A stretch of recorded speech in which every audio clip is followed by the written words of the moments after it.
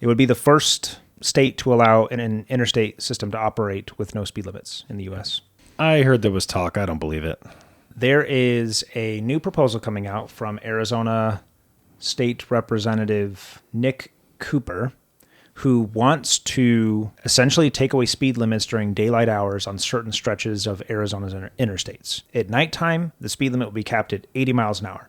And this is only going to be in rural areas with less than 50,000 residents. And again, only during daylight hours. You can drive whatever speed you want, which if you know anything about Arizona, you know that's already the case, but at least this makes it official. Right, yeah. If you're driving in the middle of nowhere, there's a lot of places in Arizona where you won't see another car for quite a while. There's a stretch of road, the I-10 and the I-8, that go from Phoenix to, if you're going to Los Angeles, you take the I-10. If you're going to San Diego, you take the I-8. And it is a straight road. With nothing. Nothing. It's this with less curves Mm-hmm. than what you're seeing here. You can see straight ahead of you for 30 miles. Yeah. And if there was anything in the road, you would see it for minutes before you got to it. A pretty common thing you'll see is Arizona drivers drive like they're trying to earn pole position. Yeah. On every freeway, doesn't matter the time of day. I don't know what it is. I don't think it'll make it. You don't think so? I think he's proposing it to get his name out there. Not a bad way to do it. Because it's never going to pass, but everybody wants it. So these are the Arizona interstates here. Bill proposes adding I-8 initially between Casa Grande and Yuma, which is the southwestern part of the state, a very rural area. Again, that's the road you take if you're going to San Diego. And it goes right down there next to the border.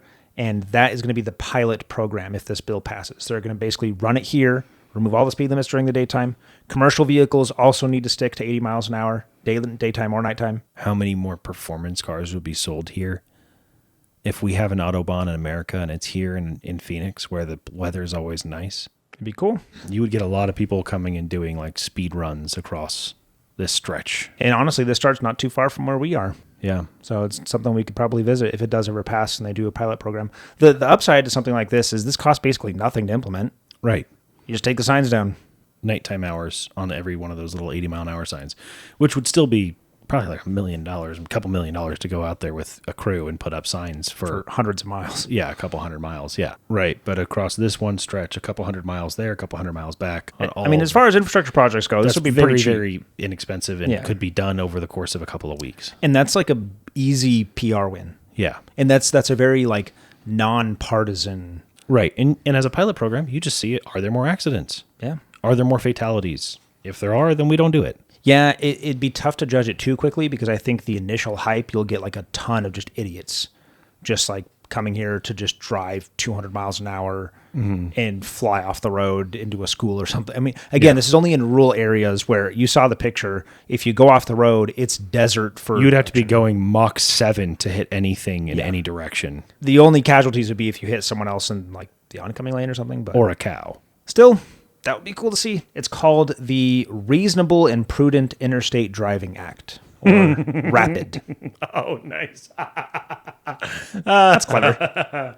Reasonable and prudent is like the opposite of driving as fast as you want.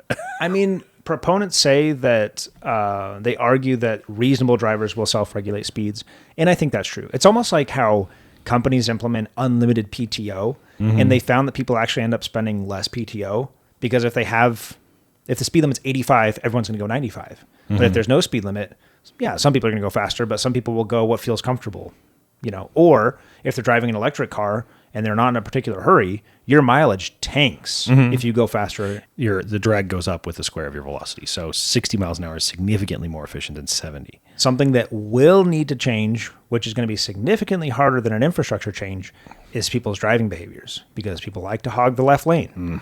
And the only reason the Autobahn works is because people know how to use the left lane. Yeah, lane discipline is completely lacking in the U.S. and especially here. Yeah, so that would be bad. You got someone coming along at 180 miles an hour. And you just pull out in front of them. And you're just hogging the left lane. Yeah. So that would need to change, which, again, it's harder to get people to change than it is to go changing signs on hundreds of miles of road. Yeah. This would be stretches of the I-8, I-10, I-17, I-19, I-40, and I-15, which you can see laid out here. So big portions of the state, but really only when you're traveling between states. It's not going to be in city centers. It's not going to be near where anyone lives. I mean, I don't know. It's hard to see a downside. I mean, really, the issue, even in Germany, there is a big problem with people pulling out when they shouldn't, where lane discipline is More universal. Hammered into people. You're shamed, publicly shamed, if you have poor lane discipline. Mm-hmm. Here, it's not even a thought for people. They're just in whatever lane at whatever time. Maybe it's because there aren't speed limits that you just have to learn lane discipline. Yeah. Thankfully, these stretches of road are very straight and very long. So even at really high speeds, you will see people coming from a long ways away. We'll see. Yeah, be interested to see. We'll go visit it if it happens because we're right here. Mm-hmm.